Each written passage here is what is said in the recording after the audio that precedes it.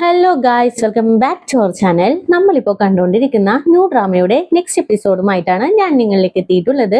വീഡിയോയിലേക്ക് പോകുന്നതിന് മുമ്പായിട്ട് സബ്സ്ക്രൈബ് ചെയ്യാത്ത കൂട്ടുകാരെ സബ്സ്ക്രൈബ് ചെയ്യുക, അതേപോലെ കൂടെയുള്ള ബെല്ലൈക്കണും കൂടി എനേബിൾ ചെയ്ത് വെച്ചേക്കുക. കൂടെ തന്നെ വീഡിയോക്ക് ഒരു ലൈക്കും വീഡിയോനെ കുറിച്ചുള്ള അഭിപ്രായങ്ങൾ കമന്റിലൂടെയും അറിയിച്ച് ഞങ്ങൾ സപ്പോർട്ട് ചെയ്യുക. നിങ്ങളുടെ സപ്പോർട്ട് അത്യാവശ്യമാണ്, അതുകൊണ്ടാണ് ഇങ്ങനെ എടുത്തെടുത്ത് പറയുന്നത്.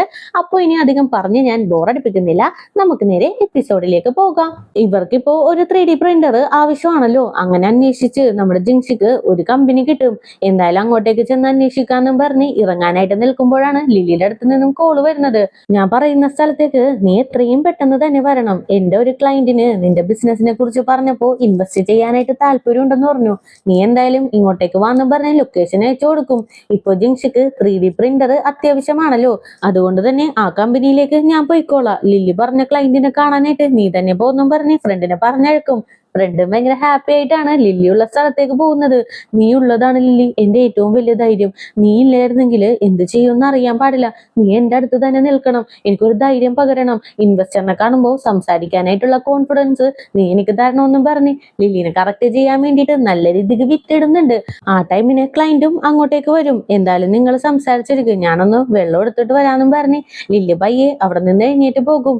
ഇയാൾക്ക് കമ്പനിയിൽ ഇൻവെസ്റ്റ് ചെയ്യാനായിട്ട് വലിയ താല്പര്യമൊന്നും കാണിക്കുന്നില്ല, പക്ഷേ നമ്മുടെ ലില്ലിയുടെ പുറത്തൊരു താല്പര്യം പുള്ളിക്കാരനുണ്ട്. അങ്ങനെ സിസോ മുക്കിയും മൂളിയും ഇവരുടെ പ്രപ്പോസല് അയാളുടെ അടുത്ത് പറയും. അയാളും അങ്ങനെ അതെല്ലാം കേട്ട്, എന്തായാലും നിങ്ങളുടെ ബിസിനസ് ഐഡിയ സൂപ്പർ ആയിട്ടുണ്ട്, ഞാനൊരു 10 മില്യൺ ഇൻവെസ്റ്റ് ചെയ്യാം, പക്ഷെ എനിക്ക് വരുന്ന ലാഭത്തിൽ നിന്ന് 20% വേണമെന്ന് പറയും. അതൊന്നും കുഴപ്പമില്ല സാർ, നമുക്കെന്നാ ഇതുമായിട്ട് മുന്നോട്ട് പോവാല്ലേ എന്ന് ചോദിക്കും. ആ പോവാന്ന് പറഞ്ഞുകൊണ്ടിരിക്കുമ്പോ തന്നെ നമ്മുടെ ലില്ലി അങ്ങോട്ടേക്ക് വരും. ലില്ലിനെ കാണുമ്പോൾ ഇയാളാണെങ്കിലോ വെള്ളം ഉറക്കി, ലില്ലി എനിക്കിതാ വെള്ളം, എനിക്ക് കുടിക്കണമെന്നും പറഞ്ഞിട്ട് ലില്ലിയുടെ കയ്യിൽ നിന്ന് ആ ഒരു ബോട്ടിലൊക്കെ വാങ്ങി വെള്ളമൊക്കെ കുടിച്ച് അതുമല്ലാണ്ട് ലില്ലിയുടെ മേത്ത് കൈയൊക്കെ വെച്ച് പുള്ളിക്കാരൻ അവിടെ നിന്ന് ലിഫ്റ്റിലേക്ക് കയറാനായിട്ട് നിൽക്കും. പെട്ടെന്ന് ലിഫ്റ്റ് ഓപ്പൺ ആകും. ഇയാളുടെ വൈഫായിരിക്കും ആ ലിഫ്റ്റിൽ വരുന്നത്. ഇയാളാണെങ്കിലും വല്ലാണ്ട് പേടിച്ച്, ഞാനൊന്നും ചെയ്തില്ല, ഇവളാണ് എന്നെ സെഡ്യൂസ് ചെയ്തതെന്നും പറഞ്ഞ് ലില്ലിനെ തള്ളിവിട്ട് ലില്ലിനെ ചൂണ്ടി കാണിച്ചു കൊടുക്കും. ഇത് കേട്ട് വൈഫും ലില്ലിനെ തല്ലാനായിട്ട് പോകും. ലില്ലി ആണെങ്കിലോ കറങ്ങി തിരിഞ്ഞ് അയാൾക്കിട്ട് തന്നെ നല്ല അടി വെച്ച് കൊടുക്കും. അങ്ങനെ ഭയങ്കര ദേഷ്യത്തില് പുറത്തേക്ക് നടന്നു പോരും. ആക്ച്വലി ലില്ലി ഭയങ്കര ബോൾഡ് ആയിട്ടുള്ള പെൺകുട്ടിയാണ്, പക്ഷെ ഈ കാര്യം സിസോന് അറിയില്ല. സിസോയാണെങ്കിലും ഇവള് സങ്കടത്തിലായിരിക്കും എന്ന് വിചാരിച്ച് ഇവളുടെ കൂടെ നടന്ന്, ലില്ലി നിനക്ക് സങ്കടം ഉണ്ടാവും എനിക്കറിയാം, കരയാൻ തോന്നുന്നുണ്ടാകും, എന്റെ ഷോൾഡർ നിനക്ക് കരയാൻ വേണ്ടി ഞാൻ വിട്ടു തന്നേക്കുവാണ്, നീ എന്റെ ഷോൾഡറിൽ ചാഞ്ഞു കിടന്ന് കരഞ്ഞോന്ന് പറയും. ഞാൻ എന്തിനാ കരയുന്നത്, അതിന്റെ ആവശ്യമൊന്നുമില്ല, എന്റെ അടുത്ത് തെറ്റ് ചെയ്തത് അവനല്ലേ, അപ്പോ അവനല്ലേ കരയേണ്ടത്, എനിക്കിപ്പോ റിലാക്സ് ചെയ്യണം, അതാണ് ആവശ്യം എന്ന് പറയും. റിലാക്സ് ചെയ്യണോ, എങ്ങോട്ട് പോണം, അങ്ങനെയാണെങ്കിൽ ഞാനും കൂടി നിന്റെ കൂടെ വരട്ടെ എന്ന് ചോദിക്കും. എനിക്ക് റിലാക്സ് ചെയ്യാനായിട്ട് ഒറ്റക്ക് പോകണം, അതുകൊണ്ട് തന്നെ ഞാൻ ഒറ്റക്ക് പോയിക്കോളാം, നീ സേഫ് ആയിട്ട് വീട്ടിലേക്ക് പോകുന്നു പറഞ്ഞ് ജിസോന്റെ ഷോൾഡറിലൊക്കെ ഒന്ന് തട്ടിക്കൊടുത്ത് ലില്ലി അവിടെ നിന്ന് പോകും. ഇവനാണെങ്കിൽ അതും കൂടി ആകുമ്പോ വല്ലാത്ത സന്തോഷമാകും. അപ്പൊ ലില്ലിക്ക് എന്റെ അടുത്ത് ഒരു കെയർ ഉണ്ടെന്നും പറഞ്ഞ് ഹാപ്പി ആയിട്ട് ഇരിക്കുമ്പോഴാണ് ജിൻസിയുടെ കോള്. ഞാനിപ്പോ വന്ന മീറ്റിംഗ് നടക്കുമെന്ന് തോന്നുന്നില്ല, അവര് റെന്റ് ആയിട്ട് ഒരുപാട് ക്യാഷ് ചോദിക്കുന്നുണ്ട്, അതുകൊണ്ട് തന്നെ വേറെ എന്തെങ്കിലും നോക്കണോന്ന് പറയും.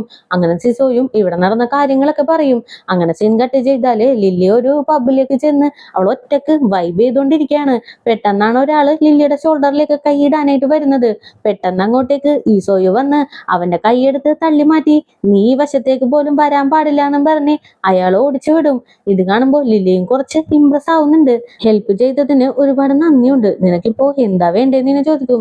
എനിക്ക് വേറൊന്നും വേണ്ട, എനിക്കൊരു ഡ്രിങ്ക് മാത്രം മതി എന്ന് പറയും. ആ ഓക്കെ എന്നും പറഞ്ഞ് ലില്ലിയും ഒരു ഡ്രിങ്ക് ഈ സോയുന് കൊടുക്കും. അങ്ങനെ അതും കുടിച്ചുകൊണ്ടിരിക്കുമ്പോഴാണ് പെട്ടെന്ന് സോയുന്റെ അടുത്തേക്ക് ഒരു പെൺകുട്ടി വരുന്നത്. ഹായ് ഹാൻസം, നീ ഇപ്പോ ഫ്രീ ആണെങ്കിൽ എന്റെ കൂടെ ജോയിൻ ചെയ്യുന്നുണ്ടോ എന്ന് ചോദിക്കും. ഈ സോയു ആണെങ്കിലോ പയ്യെ ലില്ലിനെ നോക്കിയിട്ട്, ഞാനിപ്പോ ഫ്രീ അല്ല, എനിക്കൊരു അപ്പോയിന്റ്മെന്റ് ഉണ്ടെന്നും പറഞ്ഞ് ആ പെൺകുട്ടീനെയും പറഞ്ഞു വിട്ട് ലില്ലിനെ നോക്കി, നമുക്ക് ഒരുമിച്ച് ഡ്രിങ്ക് ചെയ്താലോ എന്ന് ചോദിക്കും. എനിക്കിപ്പോ ഡ്രിങ്ക് ചെയ്യാനായിട്ട് ഒരു മൂഡും ഇല്ലാന്ന് പറയും. അങ്ങനെയാണെങ്കിൽ ശരി, ഞാൻ പോവാണെന്നും പറഞ്ഞ് ഈസോയോ നടക്കുമ്പോഴേക്കും പെട്ടെന്ന് ലില്ലി വിളിച്ച്, എന്റെ കൂടെ ഡാൻസ് ചെയ്യുന്നുണ്ടോ എന്ന് ചോദിക്കും. അങ്ങനെ രണ്ടുപേരും കൂടി എൻജോയ് ചെയ്ത് ഡാൻസ് ഒക്കെ ചെയ്യാനായിട്ട് തുടങ്ങും. അങ്ങനെ നെക്സ്റ്റ് ഡേ മോർണിംഗ് ആണ് കാണിക്കുന്നത്. ലാസ്റ്റ് നൈറ്റ് രണ്ടുപേരും ഒരുമിച്ചാണ് സ്റ്റേ ചെയ്തിട്ടുള്ളത്. അങ്ങനെ ഇപ്പോ എഴുന്നേറ്റിരിക്കുമ്പോ പെട്ടെന്ന് ലില്ലിക്ക് കോള് വരും. ഇവളുടെ ഡയറക്ടറാണ്. ലില്ലി 2-3 ദിവസത്തേക്ക് നീ ഓഫീസിലേക്ക് വരണ്ട, കുറച്ചു ദിവസം നീ റെസ്റ്റ് എടുത്തോന്ന് പറയും. എന്താ കാര്യമെന്ന് ഈ പറച്ചില് തന്നെ നമ്മുടെ ലില്ലിക്ക് മനസ്സിലാകും. ഓ, താങ്കൾ ആ ക്ലയന്റ് പറഞ്ഞ പ്രകാരം എന്നെ ജോലിയിൽ നിന്ന് പറഞ്ഞു വിടുവാണല്ലേ? എനിക്ക് മനസ്സിലായി, അയാളാണ് എന്നെ ഹറാസ് ചെയ്തത്. ഇനി എന്തായാലും ഒരു നിമിഷം ഇങ്ങനെയുള്ള ഒരു കമ്പനിയിൽ ഞാൻ ജോലി ചെയ്യില്ല. നിങ്ങൾ എന്നെ പറഞ്ഞു വിടുന്നതിന് മുമ്പ് തന്നെ ഞാൻ ക്വിറ്റ് ചെയ്യാന്നും പറഞ്ഞിട്ട് ഫോൺ അങ്ങോട്ട് കട്ട് ചെയ്യും. ഇതും കേട്ടുകൊണ്ടാണ് ഈസോയു അങ്ങോട്ടേക്ക് വരുന്നത്. നീ ഭയങ്കര കൂളാണല്ലോ എന്ന് ഇങ്ങനെ ചോദിക്കും. ആ, ഞാൻ കൂളാണ്, എപ്പോഴും ഞാൻ കൂളാണെന്നും പറഞ്ഞ് പയ്യെ അവിടെ നിന്ന് എഴുന്നേറ്റ് നടക്കും. അപ്പൊ തന്നെ ഈസോയു, നിന്റെ കോണ്ടാക്ട് നമ്പർ എനിക്ക് തരാമോ എന്ന് ഇങ്ങനെ ചോദിക്കും. ഇനിയും മീറ്റ് ചെയ്യാനായിട്ട് നമുക്കിടയിൽ ഭാഗ്യം ഉണ്ടെങ്കിൽ അപ്പൊ ഞാൻ കോണ്ടാക്ട് നമ്പർ തരാന്നും പറഞ്ഞ് ലില്ലി ബായൊക്കെ പറഞ്ഞ് അവിടെ നിന്ന് ഇറങ്ങിപ്പോകും. ഈസോയിനാണെങ്കിൽ ലില്ലിന് ഒരുപാട് ഇഷ്ടമായിട്ടുണ്ട്. ഇവളുടെ ക്യാരക്ടറും ബോൾഡ്നെസ്സും ആറ്റിറ്റ്യൂഡും കൊണ്ട് ഈസോയും നമ്മുടെ ലില്ലിയുടെ മേത്ത് ലവില് ഫോൾ ആയിട്ട് ഇരിക്കുവാണ്. അങ്ങനെ ഇപ്പൊ കട്ട് ചെയ്താല് ജിങ്ഷിനെയും ഈച്ചനെയും കാണിക്കാണ്. അവരുടെ 4th ഇയർ ആനിവേഴ്സറി ആണ്. ഈച്ചൻ വന്ന് ഒരു ബൊക്കെ ഗിഫ്റ്റ് ആയിട്ട് കൊടുക്കും. അതിനുശേഷം ഒരു പ്രോഗ്രാം കാണാനായിട്ട് ടിക്കറ്റ്സ് ഒക്കെ ഇവിടെ എടുത്തിട്ടുണ്ടായിരുന്നില്ലേ, അങ്ങോട്ടേക്ക് പോകും. അതേ ടൈം ഈ പ്രോഗ്രാം കാണാനായിട്ട് യാനും സിഡ്നിയും കൂടി അങ്ങോട്ടേക്ക് വരും. അവിടെയാണെങ്കിലോ ജിങ്ഷിയും ഈച്ചനും നിന്ന് ഫോട്ടോസ് ഒക്കെ എടുത്തോണ്ടിരിക്കുകയാണ്. ഇതാണെങ്കിലോ സിഡ്നി കണ്ട് യാനിനെയും കൂട്ടി ജിങ്ഷിയുടെ അടുത്തേക്ക് ചെല്ലും. നീ ഈ പ്രോഗ്രാം കാണാനായിട്ട് വന്നതാണോ? അല്ല, നിന്റെ കൂടെയുള്ളത് ആരാണെന്ന് ഇങ്ങനെ ചോദിക്കും. ഇത് വേറെ ആരുമല്ല, എന്റെ ബോയ് ഫ്രണ്ട് ആണെന്നും പറഞ്ഞ് ജിൻസി ഈച്ചന്റെ കയ്യിലേക്ക് കയറി പിടിക്കും. ഇത് കാണുമ്പോ തന്നെ ഞാനിന് വല്ലാണ്ട് പൊളിയും. അപ്പൊ തന്നെ സിഡ്നി, ഓ, നിന്റെ ബോയ് ഫ്രണ്ട് ആണ് ഇത്? ഇങ്ങനൊരു ബോയ് ഫ്രണ്ട് നിനക്കുള്ള കാര്യം ഞങ്ങൾക്കാർക്കും അറിയില്ലല്ലോ. എത്ര വർഷമായി ഈ റിലേഷൻഷിപ്പ് തുടങ്ങിയിട്ടെന്ന് ഇങ്ങനെ ചോദിക്കും. 4 വർഷമായി എന്ന് ജിൻസിയും പറയും. ഇതിൽ കൂടുതൽ കേട്ട് നിൽക്കാൻ സാധിക്കാണ്ട് ഞാനപ്പൊ തന്നെ സിഡ്നിനെ വലിച്ചുകൊണ്ട് അങ്ങോട്ട് പോകും. അപ്പൊ തന്നെ സിഡ്നി, എനിക്ക് ഇപ്പോഴാണ് അവളുടെ കമ്പനിക്ക് ഇട്ട പേരിന്റെ അർത്ഥം മനസ്സിലായത്. രണ്ടുപേരുടെയും പേരുകൾ ചേർത്താണ് ആ ഒരു പേര് ക്രിയേറ്റ് ചെയ്തത്. ഇനി ഇവര് ബ്രേക്കപ്പ് ആയി കഴിഞ്ഞാല് ഈ പേര് എന്ത് ചെയ്യും? ഇനി മാറ്റുമോന്ന് ഇങ്ങനെ ചോദിക്കും. ഞാനാണെങ്കിൽ നല്ല രീതിക്ക് പൊളിയുന്നുണ്ട്. നീ എന്തിനാണ് വെറുതെ ചെറിയൊരു കമ്പനിയുടെ കാര്യമൊക്കെ ആലോചിച്ച് ടൈം വേസ്റ്റ് ചെയ്യുന്നത്? നിങ്ങൾ വാ, നമുക്ക് പ്രോഗ്രാം കാണാന്നും പറഞ്ഞ് രണ്ടുപേരും കൂടി തിയേറ്ററിന്റെ അകത്തേക്ക് ചെന്നിരിക്കും. അതേ ടൈം ഈച്ചനും ജിങ്സിയും കൂടി അങ്ങോട്ടേക്ക് വരും. ഈച്ചനാണെങ്കിലോ ജിങ്സിനെ വല്ലാണ്ട് ഇങ്ങനെ കെയർ ചെയ്തൊക്കെയാണ് ഇരുത്തുന്നത്. ഇത് കാണുമ്പോ ഞാനിന് വീണ്ടും പൊളിയാനായിട്ട് തുടങ്ങും. ആ ടൈമിനാണ് ജിസോന്റെ കോള് വരുന്നത്. ജിങ്സി, ഞാൻ ഈ ടൈമിന് നിന്നെ വിളിച്ച് ഡിസ്റ്റർബ് ചെയ്യുവാണെന്ന് നീ ചിന്തിക്കരുത്. അർജന്റായിട്ട് നീ ഇങ്ങോട്ടേക്ക് വന്നേ പറ്റുള്ളൂ. നമുക്ക് മിഷൻസ് ഒരു കമ്പനി തരാന്ന് പറഞ്ഞിട്ടുണ്ട്. അവരുമായിട്ടൊരു കോൺട്രാക്ട് സൈൻ ചെയ്യണം. അതിന് വേണ്ടിയിട്ടാണെന്ന് പറയും. എന്തൊക്കെ വന്നാലും ജിങ്സിക്ക് ഇപ്പോ ഇവിടെ നിന്നും പോയല്ലേ പറ്റുള്ളൂ. അതുകൊണ്ട് തന്നെ ഫേസ് ഒക്കെ ഒരുമാതിരി വെച്ച്, ഈച്ചൻ, നിനക്കറിയാലോ ഈ ടൈമിന് ഞങ്ങൾക്കൊരു 3D പ്രിന്റർ ആവശ്യമാണെന്ന്. ഇപ്പോ അതിനുള്ളൊരു ചാൻസ് കിട്ടിയിട്ടുണ്ട്. ഇങ്ങനൊരു സിറ്റുവേഷൻ ഈ ടൈമിൽ തന്നെ വരുമെന്ന് ഞാൻ ഒരിക്കലും വിചാരിച്ചില്ല. എനിക്കിപ്പോ പോയേ പറ്റുള്ളൂ എന്ന് പറയും. ഇവനാണെങ്കിലോ വല്ലാത്തൊരു സങ്കടമൊക്കെ വരുന്നുണ്ട്. എന്നാലും കുഴപ്പമില്ല, നീ പോയിക്കോന്ന് പറയും. ജിങ്സി ആണെങ്കിലോ അവനിട്ട് കൊടുത്ത ആ ഒരു സ്കാർഫ് പോലും അവിടെ ഇട്ടുകൊണ്ട് ഓടി അങ്ങോട്ട് പോകും. ഇവനാണെങ്കിലോ ആകെ ഡള്ളാകും. ഇവളിങ്ങനെ പോകുന്നതെല്ലാം നമ്മുടെ യാനും കാണുന്നുണ്ട്. അങ്ങനെ ജിങ്സി നേരെ ആ ഒരു മീറ്റിംഗ് നടക്കുന്ന സ്ഥലത്തേക്ക് ചെല്ലും. അയാളാണെങ്കിലോ ഈ മിഷൻസ് റെന്റിന് തരാനായിട്ട് ഏകദേശം ഒരു 5 ലക്ഷം രൂപ തരണോന്ന് പറയും. ഇവരുടെ കയ്യില് അത്രയും ബഡ്ജറ്റ് ഒന്നും ഇല്ലല്ലോ. അതുകൊണ്ട് തന്നെ ജിങ്സി ലില്ലിക്ക് കോള് ചെയ്യും. എനിക്ക് ഇങ്ങനെ അത്യാവശ്യമായിട്ട് ഒരു 1 ലാക്ക് വേണം, നിന്റെ കയ്യിൽ ഉണ്ടാകുമോ എന്ന് ഇങ്ങനെ ചോദിക്കും. പുള്ളിക്കാരി അപ്പോഴായിരിക്കും വലിയൊരു ഷോപ്പിംഗ് ഒക്കെ കഴിഞ്ഞ് ബില്ല് പേ ചെയ്യാനായിട്ട് നിൽക്കുന്നത്. ആ ടൈമിനാണ് ജിങ്സിയുടെ ഈ കോള്. എന്തായാലും ഫ്രണ്ടിനെ ഹെൽപ്പ് ചെയ്യണമല്ലോ എന്ന് വിചാരിച്ച്, ആ ഓക്കെ ജിങ്സി, ഞാനിപ്പോ ഇട്ടേക്കാന്നും പറഞ്ഞ് അവൾക്ക് ക്യാഷ് ട്രാൻസ്ഫർ ചെയ്ത് ഷോപ്പ് ചെയ്ത് വെച്ച ഒരു സാധനവും എടുക്കാണ്ട് പിന്നെ വന്നെടുക്കാം, എനിക്കൊരു മൂഡില്ലാന്നും പറഞ്ഞ് ആറ്റിറ്റ്യൂഡ് ഇട്ട് നടന്നു പോകും. അതേ ടൈം ജിങ്സിയുടെ അടുത്ത് ആ മിഷൻസ് തരാന്ന് പറഞ്ഞ ആള് ഒരു എഗ്രിമെന്റ് സൈൻ ചെയ്യണോന്ന് പറയും. ഇവർക്ക് പിന്നെ വേറെ നിവർത്തിയില്ല, ആ മിഷൻസ് ആവശ്യമാണ്. അതുകൊണ്ട് തന്നെ മടിച്ചാണെങ്കിലും സൈൻ ചെയ്ത് കൊടുക്കും. ഇതിലെന്തോ ഒരു പ്രോബ്ലം ഉണ്ട്, പക്ഷെ ഇത് ഇവർക്ക് മനസ്സിലാവുന്നില്ല. അതേ ടൈം യാനിനെ കാണിക്കാണ്. വല്ലാത്ത ദേഷ്യത്തില് ബാസ്കറ്റ് ബോൾ കളിച്ചോണ്ടിരിക്കും. ഇത് കാണുമ്പോ ഈസോയോ, നിനക്ക് എന്താടാ പറ്റിയതെന്ന് ഇങ്ങനെ ചോദിക്കും. വേറൊന്നുമല്ലടാ, ജിങ്സിക്ക് ബോയ് ഫ്രണ്ട് ഉണ്ടെന്ന് പറയും. ബോയ് ഫ്രണ്ട് അല്ലേ ഉള്ളത്, അല്ലാണ്ട് ഇവരുടെ മാരേജ് ഒന്നും കഴിഞ്ഞിട്ടില്ലല്ലോ. ഇപ്പോഴും നിനക്ക് ചാൻസ് കിടക്കുവാണ്. നീ അധികം ടൈം വേസ്റ്റ് ചെയ്യാണ്ട് അവളുടെ കമ്പനിയിൽ ഇൻവെസ്റ്റ് ചെയ്. അതിനുശേഷവും അവള് നിന്റെ എംപ്ലോയി തന്നെയല്ലേ, അങ്ങനെ നീ ഒന്ന് ചിന്തിച്ചു നോക്കെന്ന് പറയും. അതൊന്നും ശരിയാവില്ലടാന്നും പറഞ്ഞ് ഞാനും ഭയങ്കര ഡള്ളായിട്ട് പറയും. അതേ ടൈം യുഷിയുടെ വീട്ടില് ഏതോ ഒരു കള്ളൻ പൂട്ട് തുറന്ന് കേറിയിട്ടുണ്ട്. ഇത് കണ്ട് പേടിച്ച് ആദ്യം യുഷി വിളിക്കുന്നത് ഈച്ചനെ ആയിരിക്കും. അങ്ങനെ ഈച്ചനും ഒരാളെ കൂട്ടിക്കൊണ്ടുവന്ന് ഡോറൊക്കെ ശരിയാക്കി കൊടുക്കും. കുറച്ച് ബാഗും എന്റെ ലാപ്ടോപ്പും മാത്രമേ കളവ് പോയിട്ടുള്ളൂ, വേറെ കുഴപ്പമൊന്നുമില്ലാന്ന് പറയും. നിനക്ക് ഇവിടെ നിൽക്കാൻ പേടിയുണ്ടെങ്കിൽ ഇന്നിവിടെ നിൽക്കണ്ട, നീ ഒരു ഹോട്ടലിൽ ചെന്ന് സ്റ്റേ ചെയ്യുന്ന പറയും. കുഴപ്പമൊന്നുമില്ല, നിങ്ങളെ രണ്ടുപേരെയും ഡിസ്റ്റർബ് ചെയ്യണമെന്ന് ഞാൻ വിചാരിച്ചില്ല. ഡോർ ഓപ്പൺ ആയി കിടന്നപ്പോ പേടിച്ച് നിങ്ങളെ ഞാൻ വിളിച്ചു പോയതാണ്. ഞാൻ നിങ്ങളെ ഡിസ്റ്റർബ് ഡിസ്റ്റർബ് ചെയ്തോന്ന് ഇങ്ങനെ ചോദിക്കും.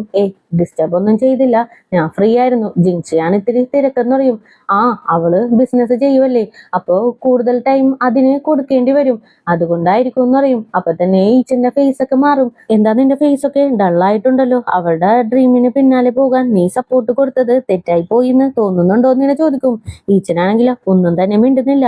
എന്റെ ലൈഫിലുള്ള ആഗ്രഹം എന്താണെന്ന് നിനക്കറിയാമോ? ഞാൻ ലവ് ചെയ്യുന്ന പയ്യനെ മാരേജ് ചെയ്ത് അവന് വേണ്ടി മാത്രമായിട്ട് ഒരു സിമ്പിൾ ആയിട്ടുള്ള ലൈഫ് ലീഡ് ചെയ്യണോന്നാന്ന് പറയും. ഇത് കേൾക്കുമ്പോ ഈച്ചന് വല്ലാത്ത സങ്കടം വരും. ഞാനിപ്പോ ടോട്ടല് കൺഫ്യൂസ്ഡ് ആന്ന് പറയും. എന്തായാലും നീ വാ, നമുക്ക് അകത്തിരുന്ന് സംസാരിക്കാന്നും പറഞ്ഞ് ടീയൊക്കെ ഇട്ടുകൊടുത്ത് സംസാരിക്കാനായിട്ട് തുടങ്ങും. അപ്പൊ തന്നെ യൂസി, നീ എന്തുകൊണ്ടാണ് ജിൻഷിനെ പ്രപ്പോസ് ചെയ്യാണ്ടിരുന്നേന്ന് ഇങ്ങനെ ചോദിക്കും. ഇത് കേൾക്കുമ്പോ ഈച്ചനൊന്ന് ഷോക്കാകും. അല്ല, ഞാൻ പ്രപ്പോസ് ചെയ്യാൻ പോയ കാര്യം നീ എങ്ങനെ അറിഞ്ഞു എന്ന് ഇങ്ങനെ ചോദിക്കും. ആക്ച്വലി പുള്ളിക്കാരി ഈച്ചന്റെ കയ്യിലൊരു റിങ് കണ്ടിട്ടുണ്ട്, എന്നാലും അത് തുറന്ന് പറയാണ്ട് ഞാൻ ചുമ്മാ ഗസ് ചെയ്തതാന്ന് പറയും. എന്തായാലും നിന്റെ ഗസ് കൊള്ളാം. ഇന്നേ ഞങ്ങൾ ലവ് ചെയ്തിട്ട് 4th ഇയർ ആനിവേഴ്സറി ആണ്. ഇന്നെങ്കിലും പ്രപ്പോസ് ചെയ്യാന്നാണ് വിചാരിച്ചത്, പക്ഷേ സിറ്റുവേഷൻ ഇങ്ങനെ ആയില്ലേന്ന് ഇങ്ങനെ ചോദിക്കും. അപ്പൊ തന്നെ യൂഷിയും, നീ ഇങ്ങനെ ഒറ്റക്ക് ആലോചിച്ച് കൺഫ്യൂസ്ഡ് ആവേണ്ട ആവശ്യമൊന്നുമില്ല. നീ ഈ കാര്യം ഡയറക്റ്റ് ആയിട്ട് ജിൻഷിയുടെ അടുത്ത് പറ. അവൾ എന്തായാലും ഇതിനൊരു മറുപടി നിനക്ക് തരുമെന്നും പറഞ്ഞ് ഈച്ചൻ അവിടെ നിന്ന് പറഞ്ഞഴക്കും. അങ്ങനെ നൈറ്റ് ആകുമ്പോ ഈച്ചന്റെ വീട്ടിലേക്കാണ് ജിൻഷി ഫുഡൊക്കെ കഴിക്കാനായിട്ട് വരുന്നത്. അങ്ങനെ ഈച്ചനാണെങ്കിലും ബാക്കില് ആ റിങ്ങുമായിട്ട് ഒളിച്ചു നിൽക്കും. ഇത് കാണുമ്പോ ജിൻഷിക്ക് വല്ലാത്ത ക്യൂരിയോസിറ്റി വരുമല്ലോ. എന്താണ് നീ ഒളിച്ചു വെക്കുന്നത് എന്താണെന്നും പറഞ്ഞ അവന്റെ അടുത്തേക്ക് ചെല്ലുമ്പോ തന്നെ ഈച്ചൻ ആ റിങ്ങെടുത്ത് തുറന്നു കാണിക്കും. നീ എന്നെ മാരേജ് ചെയ്യുമോ എന്ന് ഇങ്ങനെ ചോദിക്കും.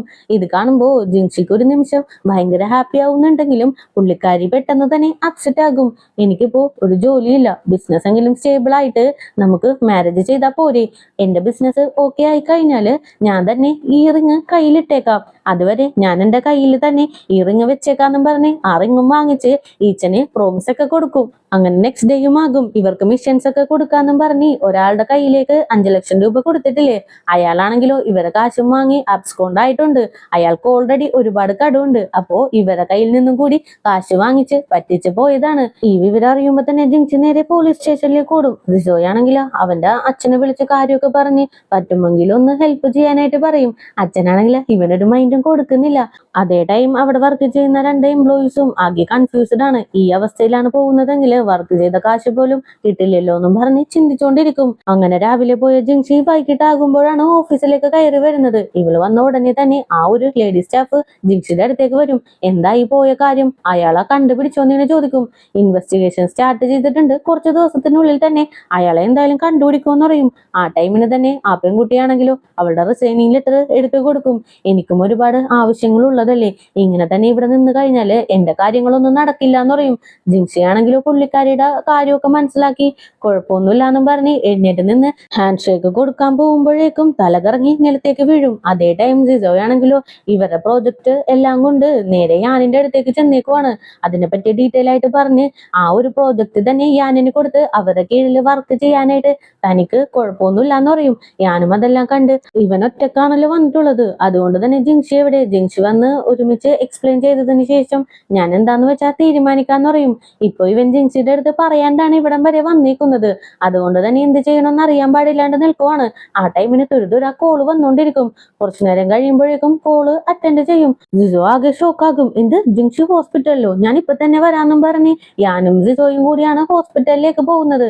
ജിൻഷിക്ക് വേറെ കുഴപ്പമൊന്നുമില്ല, ഓവർ സ്ട്രെസ് കാരണമാണ് ഇങ്ങനെ ബോധം കെട്ട് വീണേന്ന് പറയും. അവസാനം വേറെ നിവർത്തിയില്ലാണ്ട് ജിസോയും നടന്ന കാര്യങ്ങളെല്ലാം പറയും. ഒരാളെ വിശ്വസിച്ച് ഞങ്ങളുടെ കയ്യിൽ നിന്ന് ഒരുപാട് ക്യാഷ് പോയി, അതിന്റെ സ്ട്രെസ് കാരണമാണ് ജിൻഷി ഈ അവസ്ഥയിൽ വന്നത്. പ്ലീസ് ഞങ്ങളൊന്ന് ഹെൽപ്പ് ചെയ്യാനായിട്ട് പറ്റുമോ, ഞങ്ങളുടെ കമ്പനിയിലൊന്ന് ഇൻവെസ്റ്റ് ചെയ്യുമോ എന്ന് യാനിന്റെ അടുത്ത് ചോദിക്കും. യാനാണെങ്കിലോ ഫ്രണ്ട്ഷിപ്പും ബിസിനസ്സും ഞാൻ ഒരിക്കലും കൂട്ടിക്കലർത്തില്ല, ഫ്രണ്ട്ഷിപ്പ് വേറെ നിർത്തും, ബിസിനസ് വേറെ നിർത്തും.